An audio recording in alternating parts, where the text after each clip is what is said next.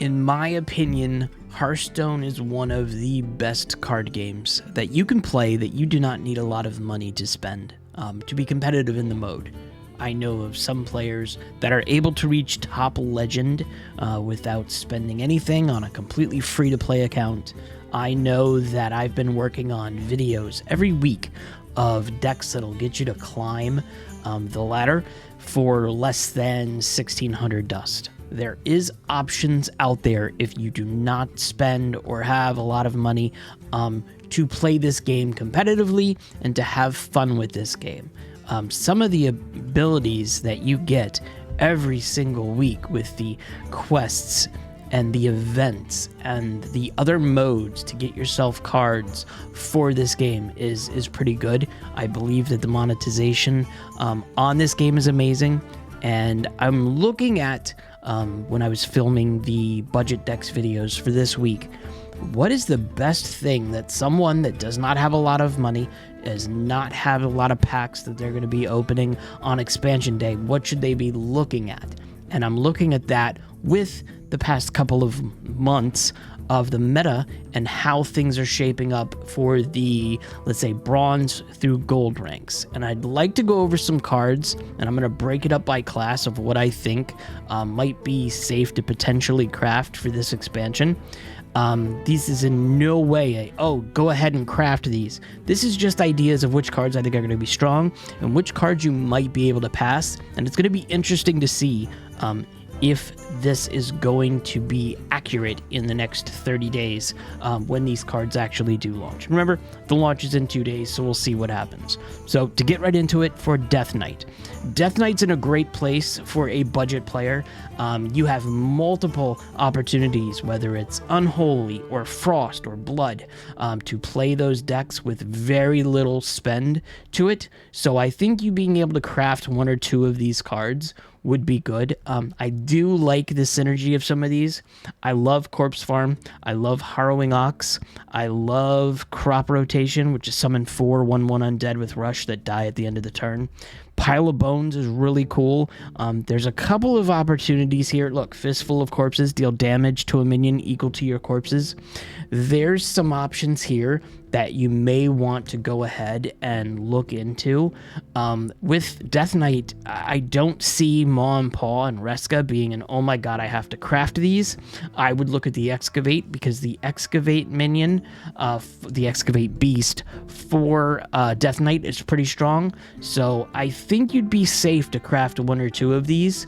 Don't have a full list yet, but again, you'd be safe to go ahead and experiment with a couple of these cards, especially if you have a couple that you get as you're opening some of the, hopefully, the free packs that you get through the rewards track or for, getting the gold or what have you. Next up, Demon Hunter. And Demon Hunter's in a weird space. Demon Hunter has been very low on the totem pole for about a month now, maybe a month and a half. Once Outcast kind of reached out of favor, there hasn't really been an uptick. I think Outcast has got some potential coming up. There's now some Naga synergy with some of the cards. I would consider looking into Demon Hunter right now before you make any decisions. It'll be interesting to see what cards are going to be good and which cards are not going to be so good.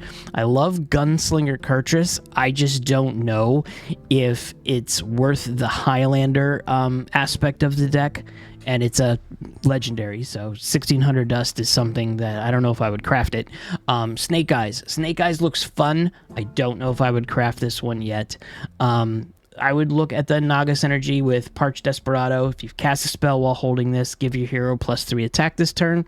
I don't know if holding on to a card to give yourself +3 attack with what the hero power can do already is something I would jump through. But after you play a Naga, deal 2 damage to a random enemy and draw a spell. That's not bad. So I would look into this one. I love Midnight Wolf. So if you are playing an Outcast deck, a Midnight Wolf would be an absolute craft, because the Outcast is summon a copy of this. It's a 6 mana, 6/6, and it's Rush. So getting 2 6/6 beasts on board is pretty good. So again, Demon Hunter, I would wait a little bit on, but there could be some potential there. Druid. Druid has been expensive for a while, in a good way. I think that everybody playing Druid would be a bad thing. Druid says they're low on the totem pole in terms of win rates, but it's going to come back. It's going to come back very hard. It's just going to be expensive. So a lot of these cards, I was going through the not theory crafting, but I was going through the set review with my team, Amberflight Gaming, and everybody agreed that Dragon Druid will be tough. So any of these would be good to craft. I even think that Rehydrate is one of the good cards. Restore 7 health, quick draw, refresh 2 mana crystals is not bad for 2 mana. It's a common card. Take to the skies, draw 2 dragons. So if you have any dragon synergy, if you craft or if you get in your cards that you get any one of these dragons, I would consider throwing 1 or 2 more dragons in your deck. Mess around with it because it's going to be powerful. Next up, Hunter. Hunter's also in a weird place. The Arcane build was kind of strong. There was that Hound Hunter that was amazing a couple of weeks ago, and then it kind of fell out of grace when they did the nerfs. This one's a little weird. I'm looking at the Highlander one, which is if your deck has no Theldur in the Lost, your deck has no duplicates, gain immune this turn and attack all enemies. I don't see this being huge. It's a 3/4. There's a lot of things that you have to do with Highlander to get this to work. I don't know. Spurfang. Spurfang was fun, but I don't see it being used. So people are saying that 10-gallon hat is useless and it's not worth playing. The quick draw of Silver Serpent is great. You can go ahead and get an immune rush poisonous minion. It's a beast. That's pretty good. That's about the only one that I would say, hey, listen, if I'm playing Hunter and I'm maining Hunter and I only have the ability to do one of them, Silver Serpent would be the one to craft. Mage. Mage has been very powerful with Rainbow Mage. Looking at all of these cards, I think that Rainbow Mage, staying Rainbow Mage is fine. Nothing here is helpful, in my opinion. Thalon, Bloodwatcher, don't see it being used at all, my opinion. Mesadun, the Fracture, draw an elemental, split it into 2 halves. When you saw this card being shown for the first time, they did a really cool synergy with Ragnaros, but there's a lot of elementals in your hand and in your deck that's just not going to make the split any good. So I don't see this being used, except for if you're just building a Ragnaros synergy with this one specific card. And that's if you don't draw Ragnaros. So I don't know. Azurite Vein, some of us have talked about, like I said, at Amberflight Gaming when we did the set review, that this is the worst secret that's ever been printed for Mage. So I think Rainbow Mage is still going to be viable. I think it's still going to be played. So if that's what you're maining right now, I don't think you need a lot of cards. I might consider throwing a change to Rainbow Mage and throwing Reno in, but I wouldn't even know about doing that. So if you're maining Mage, you're probably okay without having to craft a lot of cards, my opinion. Paladin. Paladin's been super strong. There's now Aggro Paladin, there's Pure Paladin, there's Silverhand Paladin. There's some things that we can use here. The Spirit of the Badlands is a very strong card I'm interested in playing. The Highlander potential is if your deck has no duplicates, get a permanent Mirage. It's a good card. I would absolutely consider crafting this one if I was playing Paladin more, and you being able to turn your Pure Paladin deck into a one with no duplicates is pretty simple with the cards that came out. There's Dragon Synergy. There's a bunch more Holy Spells. There's a little bit of Elemental Synergy. This Prismatic Beam I think is amazing. It's deal 3 damage to all enemies and costs 1 less for each enemy minion for 7 mana. It's a good card. I like this. The aura here, the Deputization aura, I like this. Your leftmost minion has +3 attack and lifesteal. It lasts 3 turns. You could possibly do some stuff with that. So yeah, I think that Paladin's going to be a little bit stronger than it is now, and it is strong. Okay. Priest is another weird one. The Undead Priest has been pretty high on the win rates for a couple of months now. I know the Control Priest was jumping up a little bit, and there is some potential here. During the theory craft, Swarm of Light Bugs, that's all I saw, is these little 1/1 lifesteal light bugs. It was a pain in the butt, but it was something that I saw as being a problem, potentially. I don't know if the Highlander potential of Elise Badlands Savior is going to be good. I thought it was really good back in the day when it was first launched. I don't know. I think Priest is in a weird spot as well. I think if anybody can make Priest happen, it will be some of the streamers that we have, and it's too soon to tell. I don't know if I was a Priest main, if I would be grabbing too many cards or crafting too many cards right away after the set launches. Rogue. Rogue is going to be powerful. So Rogue has some mech synergy. Rogue has Thief synergy and some Miracle synergy. It's going to be busted. Drilly the Kid is one of the coolest cards from the entire set. It is a battle cry, quick draw and excavate. Excavate a treasure, obviously. Death Rattle, excavate a treasure, excuse me. It is a mech. It has the potential of getting your Azurite creature from your excavate immediately. Super fast. Velarok Windblade, I like it. I think it's pretty cool. I don't know if it's going to be any good, but I like it. Wishing Well is going to be awesome. If you have some coin synergy, and there is coin synergy in these cards, Wishing Well is going to be quite fun. After you play a coin, get a random legendary minion from another class and set its cost to 1. There's some options here. I would consider, crafting a couple of these, especially if I get Drilly the Kid. If you get Drilly the Kid, build something with Rogue. It's going to be pretty powerful in my opinion. Shaman. Shaman's another one. I think Shaman has some potential here. I love the elementals that came out of this set. Scar the Catastrophe is really cool. You have to make sure that you're playing elementals in a row, but it's really cool. I like Trusty Companion, where it gives a minion +2/+3. If it has a minion type, draw one of that type. Helps you with your elemental. Elemental Shaman will be something there. Dr. Holiday, I love Dr. Holiday, the card, but I don't know how popular it's going to be. I don't know how great it's going to be. This Living Prairie. If you're playing Shaman at all and you have the Dust, Living Prairie is really good. From what I saw, the Theory Craft, it's amazing. If you played an Elemental last turn, summon 2/3/3 cows with Rush. So there is Elementals that you can craft for nothing or for very little, and then you get some Elementals in the core set. So Living Prairie would be something I would put into your deck. The Restore 5 health and Discover spell, I like this one as well. Shaman has some potential to be pretty strong, especially, like I said, an elemental package is going to be huge.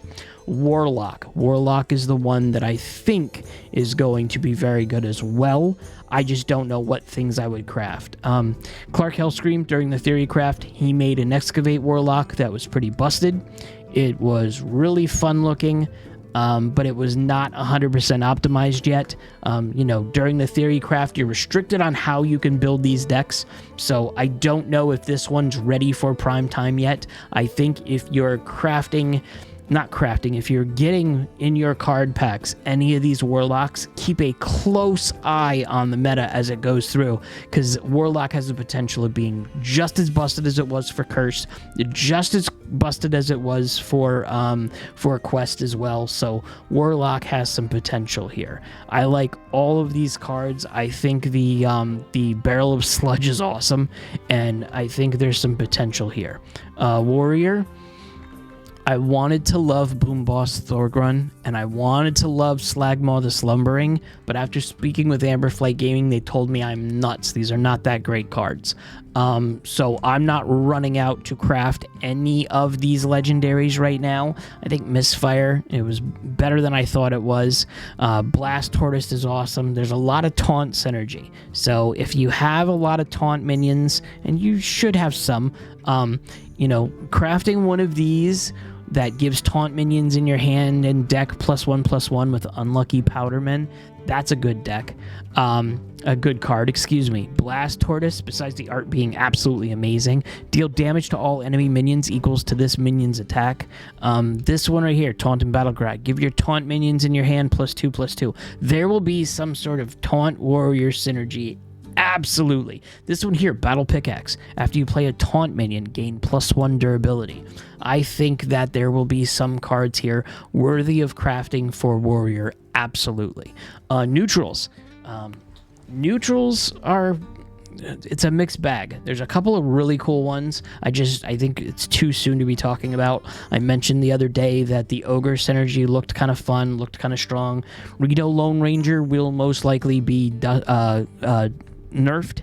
I said that I will probably craft Reno if I do not get it in any of my packs that I opened. I will probably craft it gold day one because the chances of that thing being adjusted and needing getting a full dust refund is pretty high in my opinion. Don't quote me, but others also agree with me that it's going to get some nerf.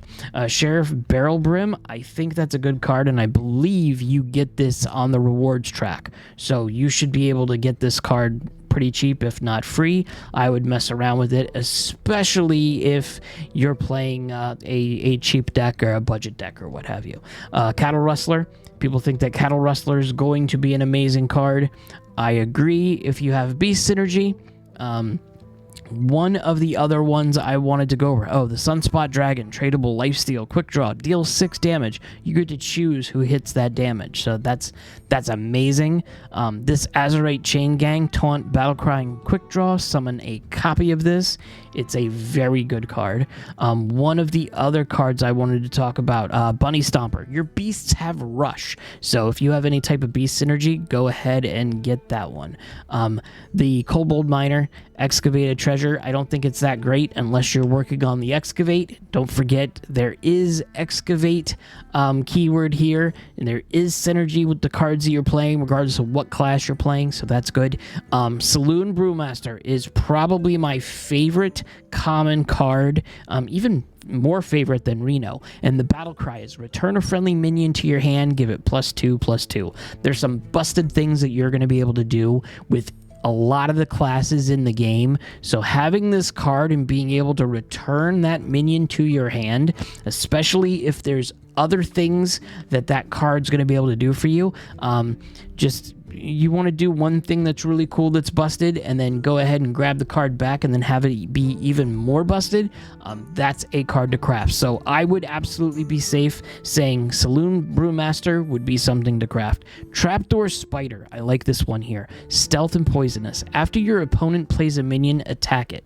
It's got stealth, it's got poisonous, it's just sitting there. If you want to disrupt your opponent's next turn, that might be the card that you use. So, plus it's a common. The great thing is these common cards are low dust. You'll be able to, craft those pretty safely, and you could be able to use them in any of the decks that you're playing. So that's a little bit of a budget guide. Obviously, the mileage may vary across the board. Some of these things might be absolutely busted. It's still super new, and the cool thing is it's super new. We get these cards in a couple of days. You might already have these cards the day that you're watching this. So have fun with this. Understand that the meta is going to be really wonky for the next couple of days once the expansion launches. Don't spend a ton of dust. Don't spend a ton of, dust on crafting these cards because you do not know how they're going to be. But I think the ones that I suggested are pretty safe. And obviously, please leave in the comments any cards that you guys think that should be crafted day one if you do have the dust to do so. I love to hear everybody's thoughts on this. So that's it. I will be going now, and hopefully all of you have a ton of fun opening up Showdown and the Legends packs when it comes out on Tuesday, if you're not opening them already. Have a good day.